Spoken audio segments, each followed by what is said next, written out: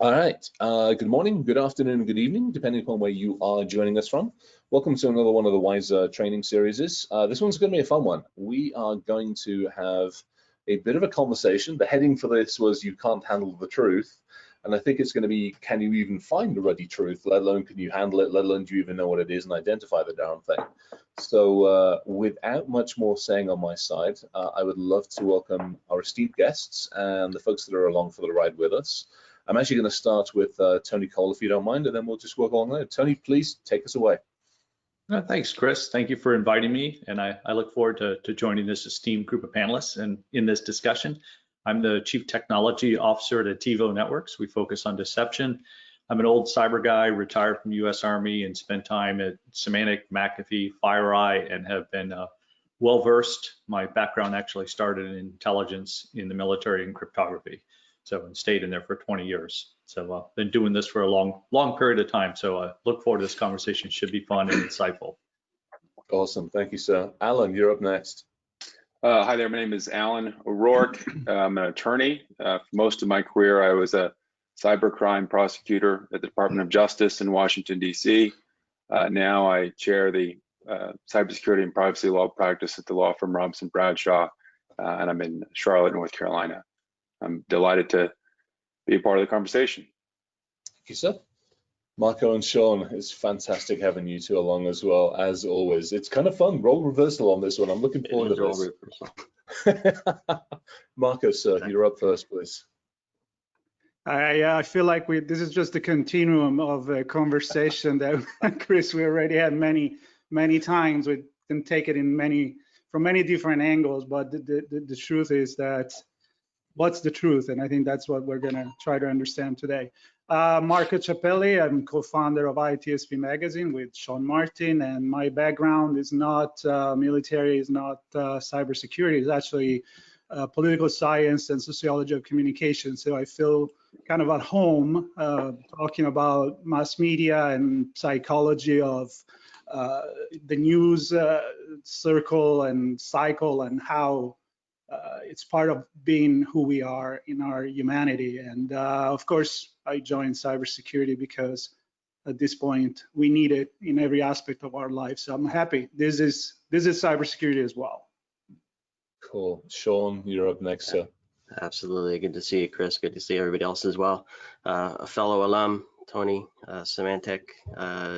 Started my career in cybersecurity 30 years ago or something like that, basically around the time they acquired Peter Norton Group. So I've been building products, bringing them to market, marketing them, and ultimately telling stories that connect technology to the people and the people and the business back to the technology, so we can live in a world that is synergistic between the two. So information is critical, and obviously that's what we're going to be talking about today, is what's real with that. Awesome. Thank you, sir. Thanks, everybody, and pleasure having everybody here. So I think we will, excuse me, we will address the elephant in the room, because we've got a whole bunch of people listening, and there's going to be a whole bunch of people looking at this one. What are you calling an elephant? Oh, no, the big elephant on this one, the big elephant. Let's face it, when we're doing this live, we're 3 weeks away from, a major tier 1 country having an election. And as always, it's a fairly contentious one. Oh, yeah, I know. Surprise, surprise. You can see the queues going around the blocks around, almost every street to see this one. So I do not want to make this completely about the election stuff, but let's face it, we did choose the timing fairly deliberately on this one. But I do want to take a step back from the politics of this for all the obvious reasons and go, look, we are inundated with so much information. I'm not going to call it intelligence. So much information these days. I think what I'd love to know is, why are we at this point? What's changed? Why does it feel like I've been hanging around this planet for almost 50 years now. Why does it feel like these times are getting more and more and more stressful? I'm interested in this one. So I'm actually, Marco, if you don't mind, I'm going to throw this one at you first, because I think this goes beyond just technology. So I'd love to get some thoughts as to why do we feel like we have to have this conversation now? Well, even technology is about humanity, and I think we get there many times during our conversation, even when they're strictly tech and cybersecurity. There is the human element. We all know that, and the human element, I feel like it's extremely complex, of course. And if you look back in time, I don't know, try to talk to your parents or grandparents and say, you know, back in my days, this stuff didn't happen. Well, I'd like to say stuff did happen. Bad stuff happened everywhere. It's just you didn't really know about it as much.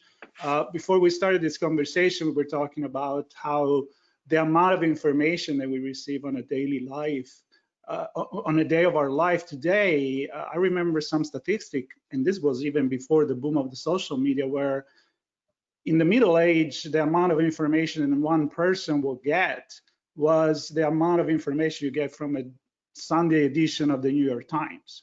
That's your entire life. So now I think we are in this situation because we are bombarded by so much information. And in my opinion, the trigger is actually being social media, where every information can be put there, not filtered, unlike it was going to be before, when a publication had the editor, will have a fact check.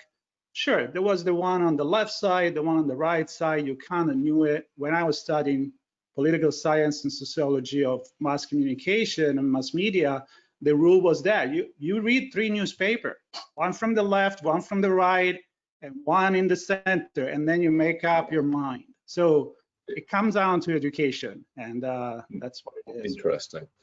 Tony, I'm going to throw this to you for a second. Yeah, I want to throw it to Tony for a second because, I mean, as we were talking about this, my mind goes back to Second World War, leaflet drops, First World War, stuff in the trenches. Give me some thoughts on I want some info because you've got a huge perspective from the military side of the world. So yeah, I'm going to shut up.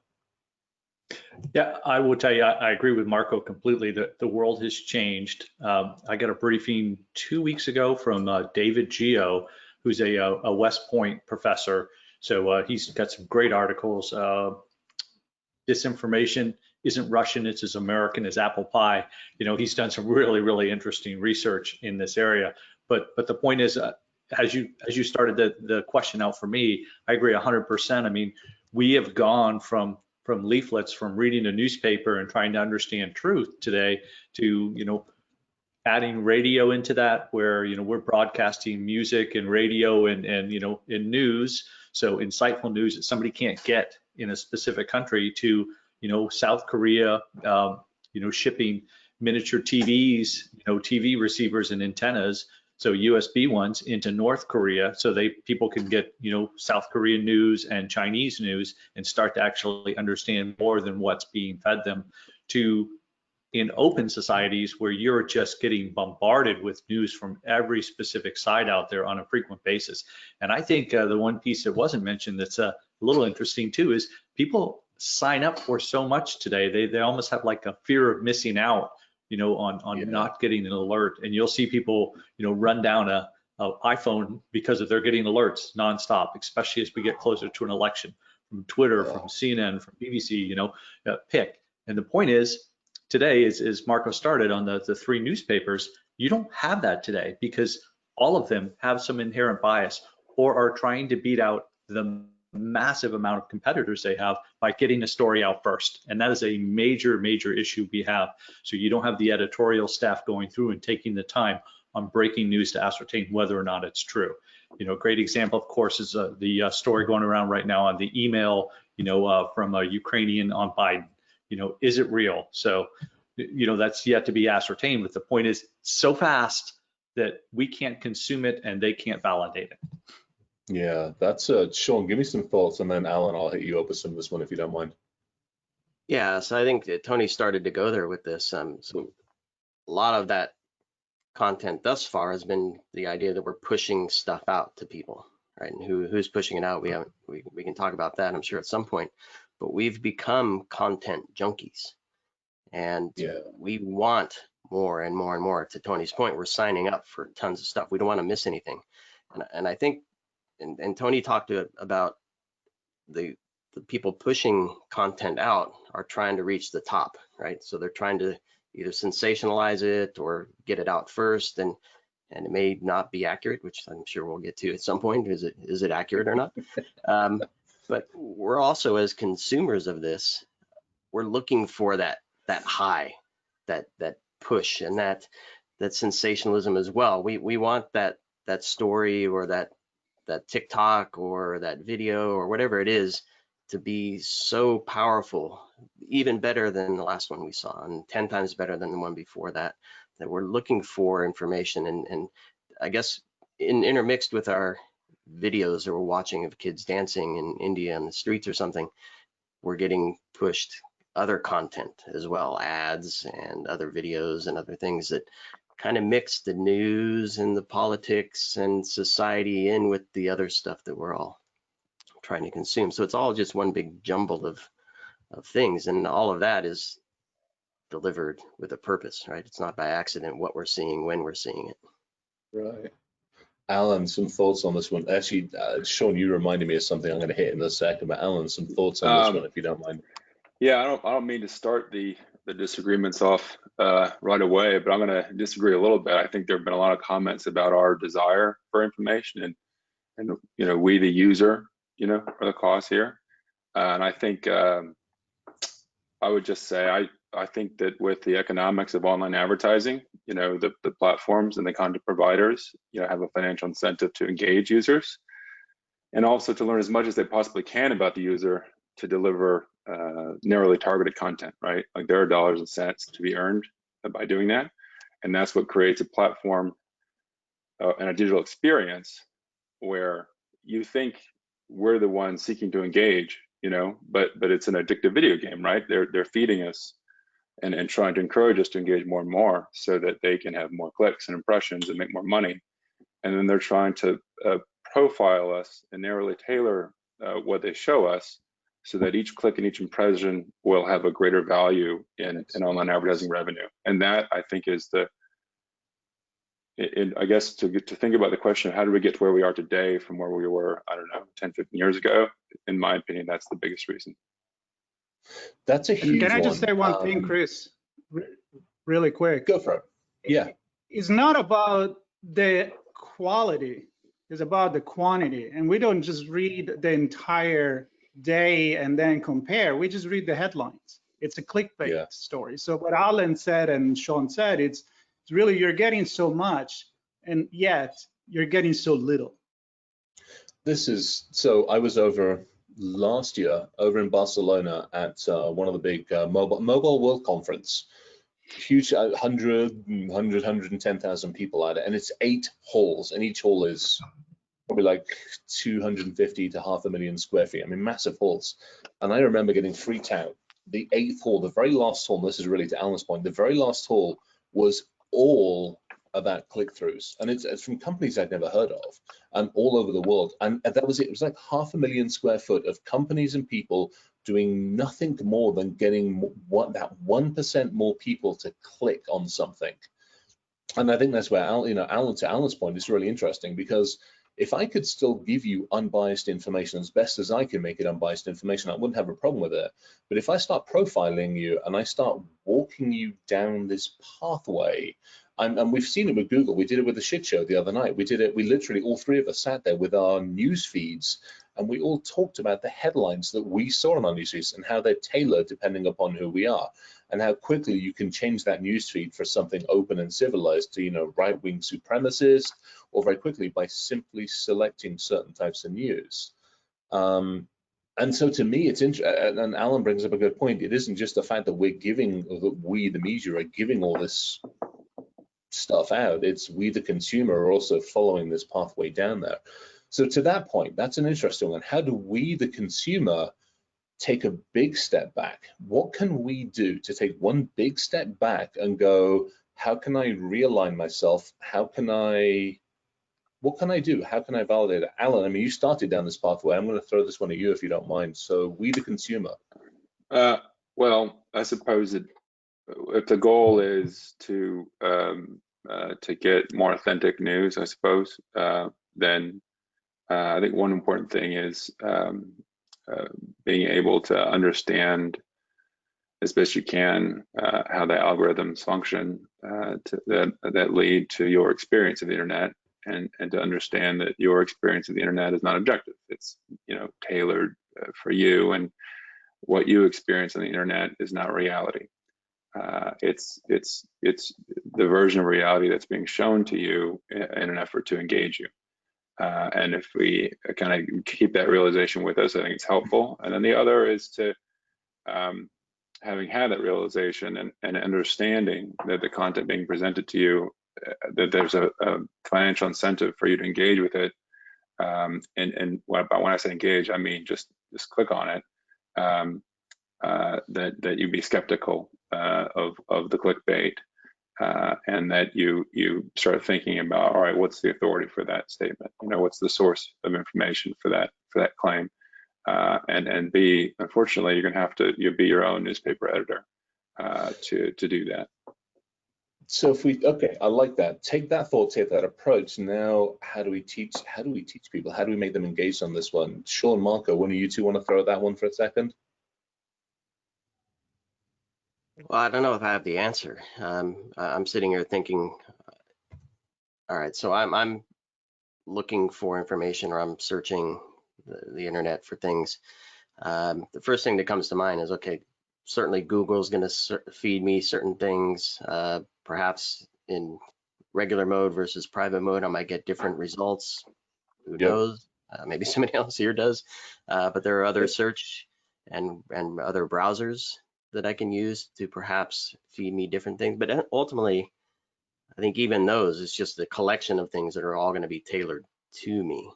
And so as I was sitting here listening to this, I'm thinking, well, how do I know what I'm not seeing? Yeah. Not even what I am seeing, is it correct or not? But am I missing some kind of one of the first points? Is there something out there that I'm not even aware of because I'm not being fed that information in some way? So I know there are news sources that are trying to present different views that aren't necessarily tailored, but then ultimately I guess they have to make money, right? Which is all, this all boils down to that. So they're going to try to make money some other way, which again is probably tailored as well. Yeah, this is, and again, I look at it, I liken this to our industry, the InfoSec industry, unfortunately. Well, actually IT, but everything as a whole. Think about it this way, Tony comes up with a product and it's a new widget. Tony's like, hey, and goes out to the market and goes, hey, my widget's really, really cool. Alan comes up with a similar kind of idea, but Tony's already said it's cool. So Alan goes, hey, mine's really cool. It's actually amazing. Marco comes up and goes, hey, mine is world-beatingly cool. It's fantastic. It's everything else. Sean, you come up and yours is like, mine's infinity +1. and that's it. I mean, that's literally what we've done. And so everybody in the media is going to be like, oh my gosh, infinity +1, and obviously goes to look at Sean's. We, the consumer, have got to step back and go, how do we validate it's not just Sean's? Marco's got one, Alan's got one, Tony's got one.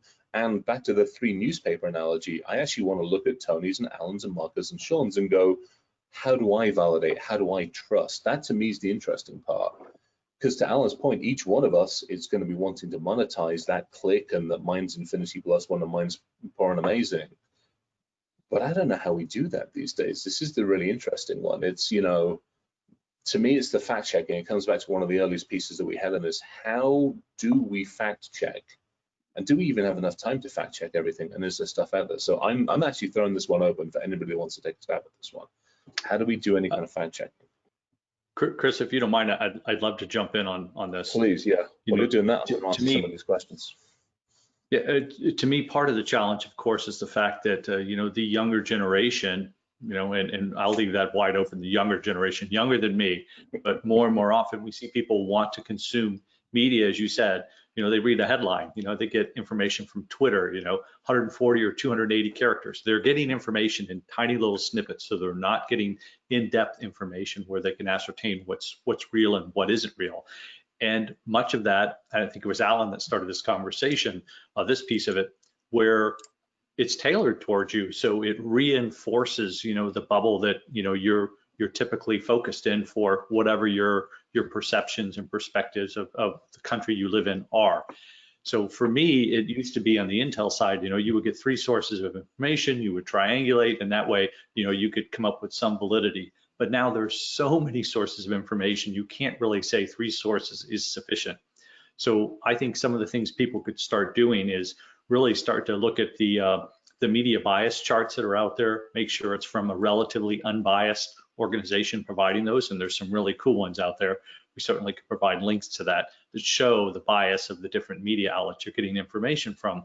And the last piece I'll say is when you're logging in and you're getting news from the web, and somebody started down this path and didn't go all the way, and go in with Brave or some other browser where you're not logged in, so you've cleared your cache, there's no cookies allowed in this system, and then you're not going to get the typical tailored perspective. There's still ways to do it for sure, but nevertheless, you're not going to get it from many of the major sites that are trying to provide interest to you based on your previous searches. And I think that's really important, so you could start to see things from a different perspective versus reinforcing your bubble. If we get people out of their bubbles, it'd be a different world today than the one we live in.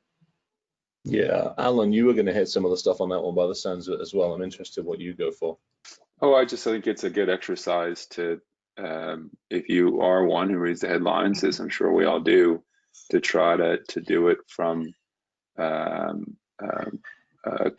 competing viewpoints, right? Read the headlines from a newspaper you disagree with, in addition to the paper you do tend to agree with.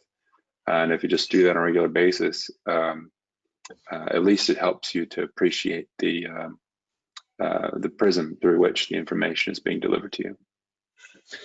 We just had an amazing, somebody just put up, and I know the link and I've totally forgot it. It's library.fetvc.edu. I just responded back, and it's literacy views from Alphonse's Media, and it talks about like extreme left, extreme right, and then brings everything to the middle. I'll put it up in the chat for all of us to see. It's actually really nice. And the irony of the whole thing is my homepage is the BBC.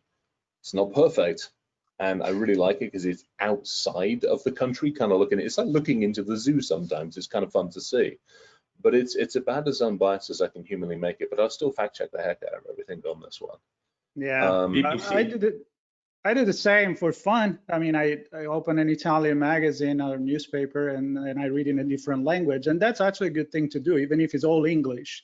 And you're gonna go and look one from New Zealand, Australia, and one from Canada, and one from the US, you're probably gonna get that different perspective. Now, the truth is that's a job on its own. I mean, if you have a job, a family, that's your job. So it's very easy for people, and I'm gonna say something that I've always had in my mind. My background is it's a lot of advertising. So when you talk about the clickbait, and when you talk about the algorithm that feeds what you want to see, the social media was the dream come true, and Google advertising also took advantage of it. Back in the days, people like David Ogilvy, the famous advertiser, said the strongest and most powerful form of advertising is the word of mouth, except we don't have a way to amplify that. This is in the 50s.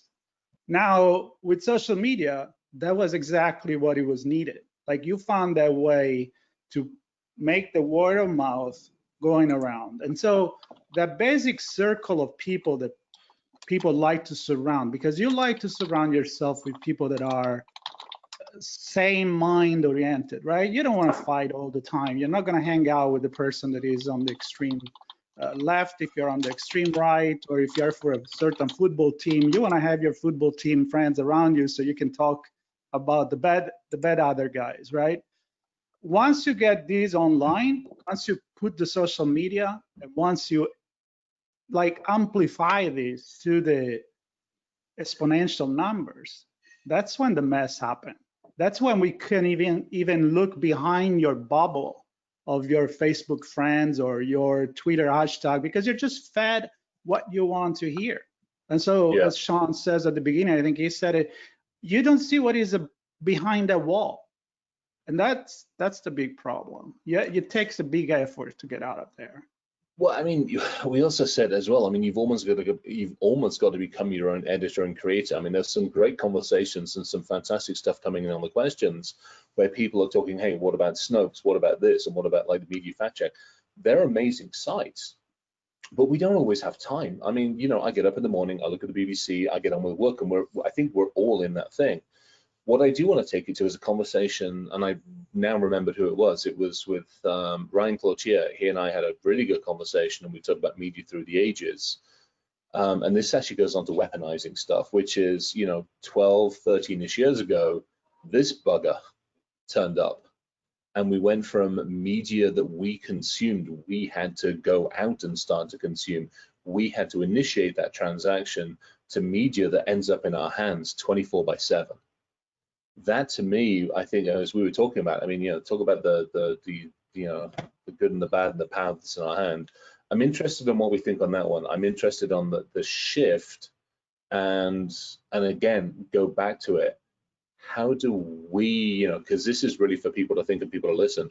How do we, what can we do? We can't get everybody to fact check everything all the time, but when a piece of news comes in, what checklist can we as humans have that go, hey, do I trust? Do I not trust? Why do I trust? Why do I not trust? Why is the alarm bell going on, et cetera, et cetera? I'm interested. Alan, if you wouldn't mind, kick off some thoughts on that one, if you don't mind. Oh, well, I think, you know, you're going to have a track record of experience with a certain source of news, and if, you know, over time you found them to be reliable in the past, you can expect reliability in the future. If a headline seems surprising to you, then you know, maybe it's worth a closer look. I honestly, I don't know that I would necessarily put the burden on people to sort of fact check intensively before as they consume. I guess what I would do is just say, because the engagement side of things is the way it is, I would sort of encourage people to do that fact checking before they retweet, before they share, you know, before they amplify a news story. And I think that is a reasonable ask that you do. And that if you find yourself, you know, liking and resharing, retweeting stories, and you might not even have read them, you're just doing it based on the headline. Well, you're contributing to a dissemination of information that might be unreliable and it might be false. Sean, any thoughts? Chris, I could add. Go on, Tommy. Yeah, no, totally. I want to add one comment to Alan's. I had a friend of mine just last week posted on social media that just made me chuckle, because it was so true. Anything that you read the headline and it makes you raise your eyebrows, you know, means you need to do your due diligence before you share it or comment on it. Yes, I love that one. It's that, did I get to you? Did I? And I mean, to Alan's point, it's that it is that, what do I do to make you react? Because that way I get my click and I get my money. If I can make you, back to the, you know, Tony comes up with a product, it's nice. Sean's is like it's Infinity Plus. I'm going to Sean. Sean sounds fucking cool. Speaking of Sean, give me some thoughts on this one, Sean. It is fucking cool. No, I think I mean, we're touching on the same thing here. Is it what are we going to share and amplify? It's the thing that got us, right? And yeah, I often, so yes, they're the reputable, quote unquote, reputable sources, the magazines, the TV channels that we turn to for the main news. But I'm wondering if there's a lot of technology, a lot of bot-driven stuff that can sensationalize and amplify. And if there's something that has two retweets and then something that has 5,000 retweets, you might be more interested to figure out what's going on with the 5,000 retweets and just share that automatically as well. So I don't know if there's an easy way. I mean, I don't know, Chris, if you have some tech knowledge in this, but an easy way to identify bot-driven information versus real human-driven. they're getting more sophisticated. I mean, they're getting more sophisticated these days. I mean, you know, we've seen it. We see the big companies kind of stepping in now finally and saying, hey, we'll try and work on it. And even they're having the devil of a job trying to identify real accounts versus fake accounts. Now, to me, the biggest challenge on that one is like, okay, why do you, well, we know why they make it so easy to sign up for these damn things, because we are the product. And if I stop you being the product from signing up, I've just limited my ability to monetize you. But there's got to be a better balance in there. To me, there has to be a much better balance. Go on, Alan, you're going to say something. Yeah, I guess in agreeing to do the panel, I assumed I would be on hand to talk about law if it came up. And I just, something that people don't necessarily think about is that the financial industry has a lot of complex regulations that they have to follow to prevent the use of our financial industry to commit crimes. And that includes red flags rules that require, banks to identify indications of anything that's suspicious of identity theft, and also rules like the Know Your Customer rule that requires financial institutions to verify the identity of their customer, in a variety of different ways, right? But the policy behind all these laws, which I'm in Charlotte, and a big part of this town is employed because of those laws, it is to prevent the use of our financial infrastructure for crime. And right now, certainly in my world of working with businesses impacted by cybercrime, I've yet to see the cybercrime that did not in some way involve an internet service to deliver or trick or in some fashion. And so the law just hasn't caught up to create a regulatory framework that will put the burden on these platforms for the same reasons we regulate banks, to have a regulatory framework to require online platforms to have a red flags rule, have a more rigorous Know Your Customer rule, things like that. And that right now, it truly is the Wild West because it's totally unregulated. And so, it's just not reliable that a person who presents himself in one way on a social media platform or through an email account or whatever, there's no infrastructure for you to be confident that they are who they say they are. So to that point, that's an interesting one. And so in a bank and a financial institution, you need that level of validity, not just for the person, but the money, the finance, where it's coming from, where it's going to, and 1,000 and whatnot. Would you get out of my cup of tea? Thank you. Sorry, the dog's just decided he wants my cup of tea. But in the social media world, you are my product. So I need as many of you as possible. So I do want to take that barrier of entry down. I don't want to have to ask you to fact check yourself.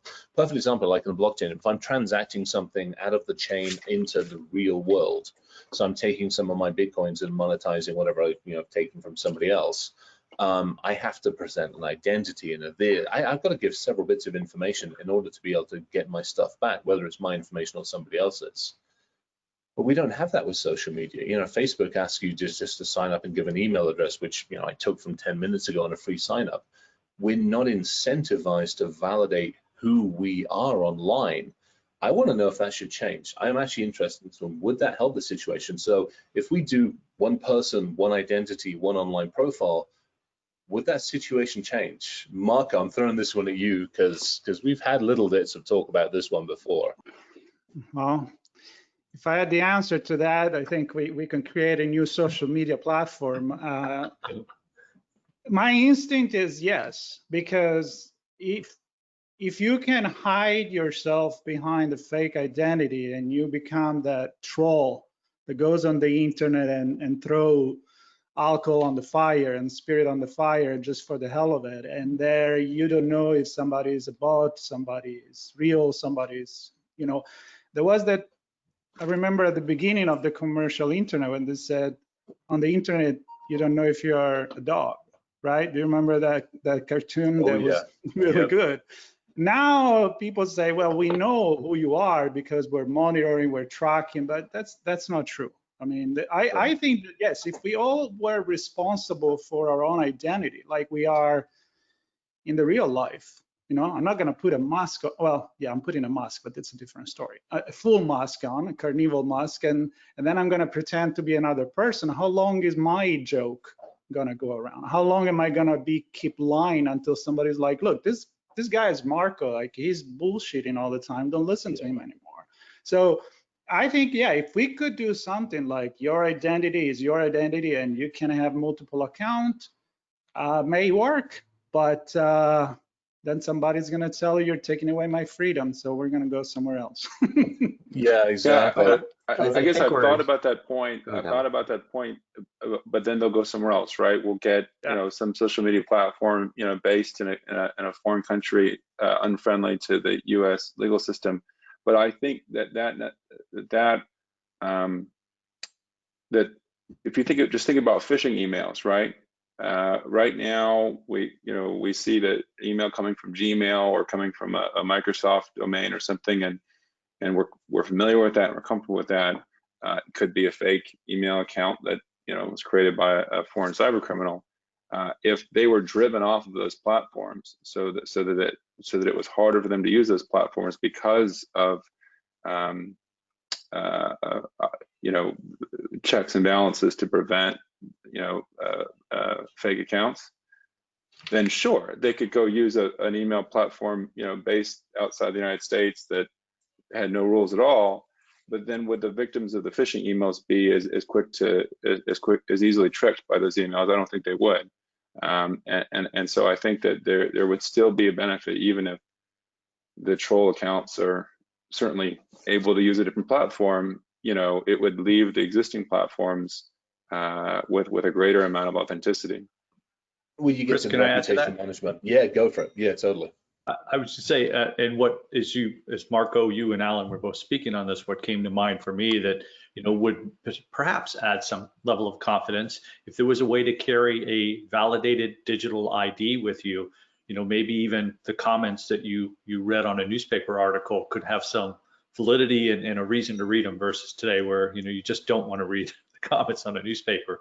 But if you could see that that's a real individual, it's a real person, they're validated through a national trusted standard for your country, and maybe, a shared methodology between many countries where that individual is trusted, then we could actually work the trolls out of the system over a period of time because they don't have that trusted validity. And don't we get that, right? Aren't some, and I don't, you can just tell I'm not that deep into the Twitter world, but aren't some Twitter accounts verified? And then you have to go through a certain process to be, a verified account? Yeah, but it's still easy to circumvent that. Like seriously easy. I run quite a number of Twitter accounts, same as I run probably about a dozen Facebook accounts and a couple of dozen Yahoo accounts and various other things. And most of them are all nicely verified and they have various levels. And it's done for the, Tony knows my background is also counter intel, threat intelligence, deception. Obviously, I'm still hanging out with the deception crew over at TiVo. And it's done for that reason, because there are times I want to go in and view and look and do something, and I don't want to be me. So at that point, now you have the legit user who just wants to go and look at the flipping news and understand what the validity and the source is. And then you have those of us who are operating, with one foot in the slightly darker side of the world, who almost need that special dispensation to have multiple identities, but then not abuse them. So now you've got a two-tiered system, and then there's going to be a three-tier because damn well some other bugger's going to want something different. Well, I guess I'm saying a two-tier system isn't necessarily a bad thing if the people who are exposed are become familiar and saying, oh, is this a tier 1 account that for which identity has been verified, or is it not? And then they are able to factor that into their assessment of the reliability of the information they're seeing. So anyway, I'm just saying that like identity verification technology, there's an opportunity here, and if it could be expanded, you might be able to create a world in which the users understand that in the identity verified, if this is an identity verified account on whatever platform, right, then I'll give it more credence than if it's not. We got Ella's in the audience. Hang on a sec. Ella's in the audience and is actually putting some really interesting stuff. He's right there. Oh, they are right, I should say, that there's some amazing work that's being done on like sovereign identity and all this other kind of stuff. I mean, there's a ton of work that's being done on it.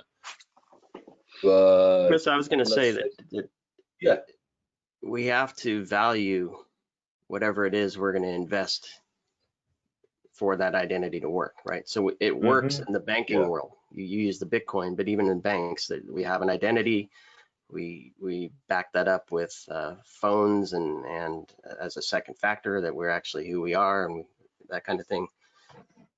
I don't know that we value news. Well, if we do, we're probably paying for some newspaper or some other service that gives us the news that we hopefully trust. But for general information, do we value it enough to pay for that in some way? And I don't know that we do. Well, because everything is expected to be free. And Right. when it's free, as we know, we are the product. And when company like Facebook and Twitter and so on, they capitalize on the advertise that they give you because they know what you like, you know what you're going to click. And then at the end, maybe nobody buys the product, who knows, but they get the click. And I'm going to go there. The point is that they are just not ultimately responsible for what kind of news goes out there, because that's the big difference. If you buy the newspaper, either you want to buy the New York Times, the LA Times, whatever you want, the Washington Post, you buy for people that actually do that work, that job, and they're responsible for that. You can't expect quality to be free. I'm sorry, I'm a big fan of nothing is free, right? Yeah. And unfortunately, this has become the kind of monster that eats himself and keep feeding on his own and keep growing and growing. And the answer, maybe Chris, we can start to give some advice. My first advice is, it will be nice if technology is going to take care of this and there is a magic button like in cybersecurity. I personally am very not so optimistic about that. I think it can help. I don't think it's going to be the solution. I don't think technology is going to resolve our human problem. What it really is going to resolve it is the two things working together. But if I have to give an advice to people, is be educated, like question everything. There are movements, I know in Canada, in Europe, and I think in America, they're talking about it. In the US, it's about media literacy, which is teaching kids in school to consume media. Because if you expect the parents to do that, it's probably not going to happen. So if we grow with this analytical thinking, this skepticism and this way to know, like, yeah, if it seems too good, it's too good. We're already contributing in a very, very important way to the problem. If you're just going to be like gullible and believe in everything we say, we're screwed. I want to quickly add, Chris, because Alan touched on this earlier. It's one thing to consume and absorb information yourself. It's another to amplify it. But I think it becomes a problem when we start to take action against other things or other people. And so I see a shift where that's happening more and more. And I think we really need to pause as a society. And Alan's point of maybe check it a little bit before you amplify it. I think that's a great start, but certainly don't start to take action if you don't really know where that data is coming from and if it's a reputable source, and check it elsewhere as well. So a quick poll for the five of us. How many of us, and I know I did, how many of us used to buy a newspaper? I know I did. When I used to live in the UK, I used to buy a newspaper, go on that. So all of us, yeah? Sean, you too? Yeah. I love it on my iPad. Yeah. Well, so there we go. So then my next question is, how many of us buy an online subscription? I mean, I go out to the Wall Street Journal or whatever. It's like, hey, for $1 a day. Okay, so all right, so maybe we're not the best people to ask that question of, because I would lay some money. Maybe because that's what we do. Because we question everything. Audience, damn it. Because I'm interested in that one. Is what that percentage shift is now. It's got to be because 90% of us, working population, 90% of us probably bought a newspaper or at least grabbed it when somebody left it in the bathroom, the previous person. But now people tend not to leave their iPads in the bathroom for the next person to read. So I'm interested to see how many of us actually go to a source to validate and to check our own stuff. Because again, back to that, I read 3 different news sources and stuff like that. I wonder if that's a big difference in the shift. In other words, we've gone from the physical paper to the digital paper, and we get it for free. We get it for free 24/7. Chris, I've heard people, there was jokes on the cartoon, even Homer Simpson said, well, it's in the internet, it must be true, right? Right. Well, now we got to the point, it's on Facebook, it must be true. Somebody said that it must be true. So that validation, the more people, just because you scream louder, just because there is a lot of people jumping off a cliff. It doesn't mean you have to jump off the cliff. It doesn't mean that if you scream louder, unless you're in Italy, then you may be right. Exactly, it really is like understand the value of everything. If they give you a free car, I don't know. I mean, don't you buy for quality for everything else? Yeah. You gotta contribute All right, to quality information, in my opinion. No, totally. All right, Chris, could I add to that? Yeah, one of you, Tony, go for it, and then Sean, you're next. Well, I'm Yeah, just all commenting I that we was have to gonna say value is- the data. Go for it, Tony. Sorry, Sean. Yeah, all I was going to say is, it's, to lay on top of what Marco just laid out. The share that somebody sent us. I've got another copy of that one from another site, but I absolutely love that, and I do that quite frequently today. Maybe it's my old Intel background, but I'll read a story that's either on the left or the right, and then I'll try to find other versions of that same news. So on the opposite side of the spectrum, just so I can actually start to validate where's the truth in the middle of that. And you can still do that somewhat on the free side, but quite often you do hit a paywall. But I still think that there are many things we could do around the globe in open societies to start to solve this problem with PSAs. I've had conversations on the Hill with DHS, with NSA here in the United States, trying to push for public service announcements. Why don't we do those? And I think you've heard me say it many times, Chris, the stupid conjunction, junction, what's your function is stuck in my head from when I was a little kid, and I would love to see some of those on teaching people how to do critical thinking around news sources that could really change society. And I'll shut up there. But I think that's important. I want to hit that one at the very, very end, and that's huge. All right, Sean, did you want to say something before I hit like the last question or two? Nothing really to add. I was just going to say, kind of what we're saying here is if we don't value it and want to invest in information that's validated and vetted, and even if it's from different perspectives, and then we probably have to invest in multiple places, I guess would be the point, right? All right, so we're hitting the top of the hour. I mean, we've gone all over the place on this one. Here's what I would love for like the final 5-10 minutes, or probably final 10 minutes or so of this one. I do want to give back. I want to give people a way that they, and it maybe isn't just this order, and we've got some amazing questions coming in from everybody and some amazing thoughts, but what I want is, as we move forward, and I think Gabrielle and the Wiser team are going to take the stuff that we've had here and distill it literally into a checklist, literally, and say to people and get it out to as many people as possible, go and look, try and do some of these things. So what I want to know is, as Gabrielle and the team are typing this all up, what are the things that we want? What ideally do we want to see individuals do, especially for the next 3 weeks, let's be honest, and then obviously beyond that. So I'd love a minute or so, minute and a half from each one of you, some top tips, some top things that you do, and some things you want to see everybody else do. Alan, I'm going to let the lawyer start this one off first, if you don't mind, please. Well, I obviously we've talked a lot about things that the individual can do in terms of fact checking, and but I want to try to come up with one that to round out. I guess that I want more active and organized reporting of fake accounts. So if you I try to do a much better job now. If I get a robocall sort of text message or call, I always report it to the FTC. It's easy to do. You can do it right there on your phone. It's not a big deal. If I get if you run a business and you get fraudulent emails coming in, and your email quarantine software is catching them, that's great. Take the next step and notify the service provider responsible for those accounts and make a record that you've done that. And I want more active and widespread reporting of fake accounts. And ideally, I'd like to see greater transparency about that, so that that stuff, these are all threat indicators that fly under the radar, because once we block them, we just move on.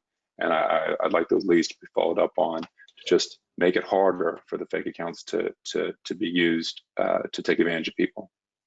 That's actually a huge one. Hang on a second. That's actually a really huge one. So the FTC stuff with the robocalls, especially these last few, text messaging, shit ton load of these last couple of weeks has been nuts. Do me a favor. So can you talk us through quickly? Because I got to be honest, I don't know how to do that one. Yeah, I tend to block or I report it. Yeah, just go to the FTC's website to report a malicious robocall or text message, and your state attorneys general might have a way to report that as well. That way it enables enforcement actions under the TCPA. And that's, I mean, basically, if you just ignore it, I mean, that's fine, but it means that particular lead is not going to be followed up on by anyone. Will the FTC or your state AG do something about it? I don't know. I can't promise you that, but at least it's not totally flying under the radar. So I guess that's, and there are obviously ways to report fraudulent emails through Google and through Microsoft and other platforms like that. I think that's important too. And I guess on the broader cybersecurity industry, I encourage the ISACs, in addition to sort of the threat sharing they do with each other, to have threat indicators be shared so that they can be used for defensive actions. That the threat indicators, also need to be aggregated and presented to the service provider and say, we demand that you suspend these accounts for violating your terms of service, and we, and you keep up with that. And if they don't do that, we hold them accountable, because that at the end of the day, if all we do is defend and move on, then it makes it really cheap and easy for the malicious actor to continue using his fake account. Yeah, no, I like that one. And I mean, to me, that also goes to, I know that some of the major providers like the Verizons, the Sprints, and everybody else, AT&T, is stepping up to try to limit some of the robocall stuff. I'm interested in that one. We don't have enough time, but I would love to delve into that a little bit more at another time, because some of them are rerouting via local numbers and all sorts of other crazy shit. That would be interesting. I think that is where, to Marco and Sean's point, that's where technology and the human have to work much more closely together than they do. That's actually really awesome. Thanks for that, Alan. Appreciate it. All right, Marco, you're up, sir, and then Tony, and then Sean. That's how I'm going to do it. I can see them on the screen. I'm going to do this. I go back to what I said before. Don't expect other to do your job. If exercise some skepticism when you read stuff, just because you confirm your belief and your bias. And we didn't touch on the bias, which is a big other conversation we can have another time. But reinforcing your side of your view of the world, that's unfortunately a big trap. I feel like when you look at the news nowadays, especially on social media, it's a social engineering process. They get you when you're vulnerable, when you're emotional, and as you say, we're going through this very important election, and I think that, again, exercise your knowledge, adopt everything to a certain extent, and it's just like a way of empower yourself to make the right decision in doing things. And I think information, education, it's a basic thing that just make you a better citizen, a better human being, and just better for society. I mean, it's very idealistic. I'm not giving you an answer like click on something, but I think that knowledge is power.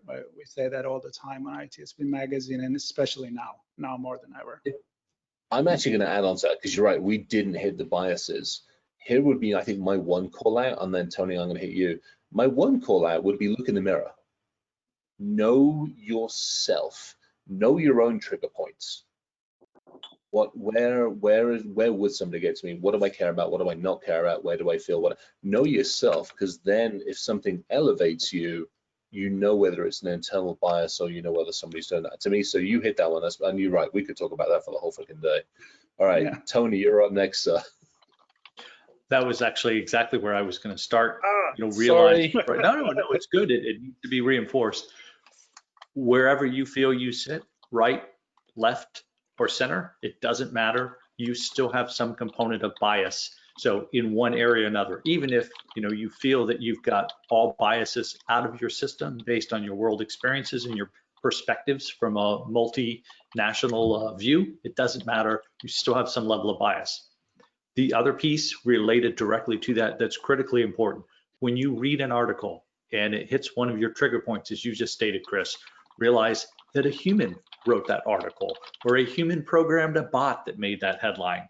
So, and there's some level of bias in that as well. So if it's something that's on the left, validate that by reading an article on the right.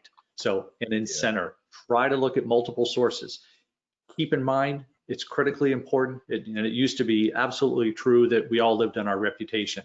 So, and if you don't wish to tarnish your reputation, go in and validate something before you share it with somebody else by looking at multiple sources from multiple perspectives.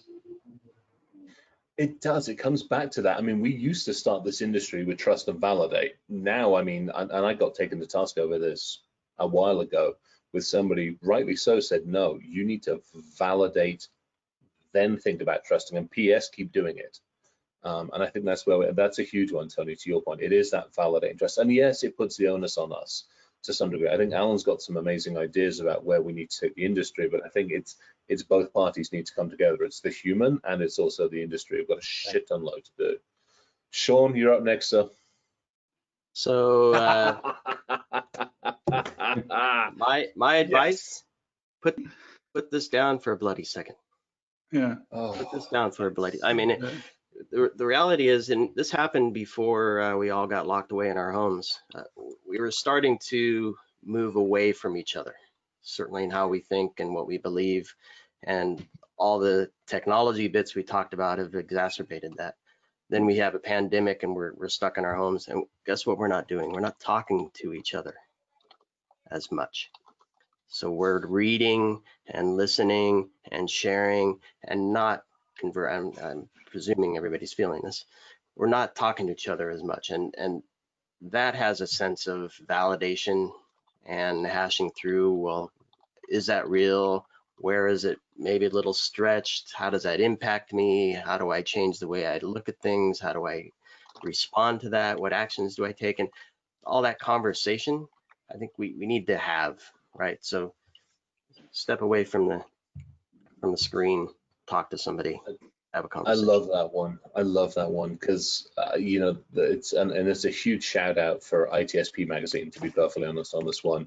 What I love that you guys built was that we were able to come together at various points during the year, just so many different people, and we were physically able to come together, sit down in a room and hang out. And yes, we can do it virtually, but it's not the same. It really isn't.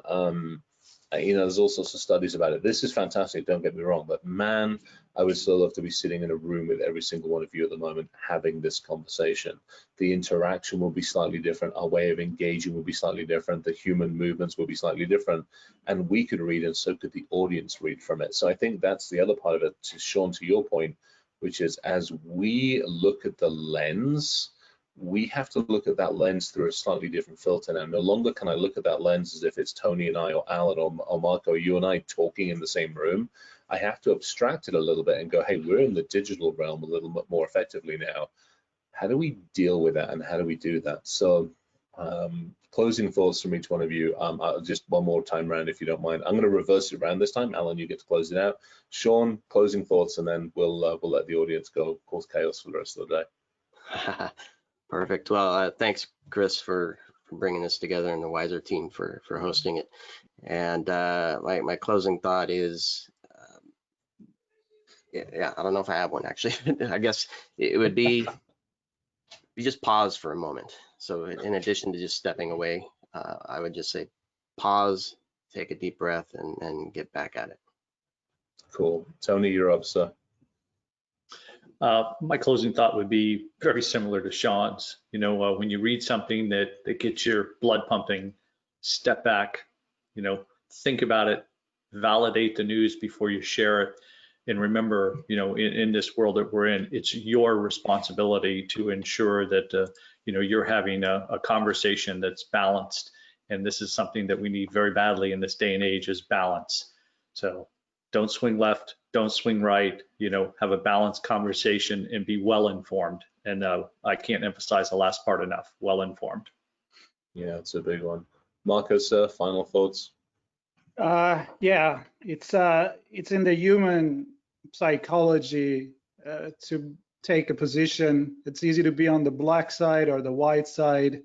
it's tough to be in the gray shade in between, because it's more complicated. You question everything, but ultimately that's, I think, where the truth is. Maybe there is not an exact point in that range that is called truth, because it really depends on a lot of things. But to corner yourself on one side or another and just put some eye walls around you, that's not going to help anybody. And to follow Tony, if everybody's do something, we're in a better place. Even just a little thing, even not sharing that false information just because everybody else is doing it.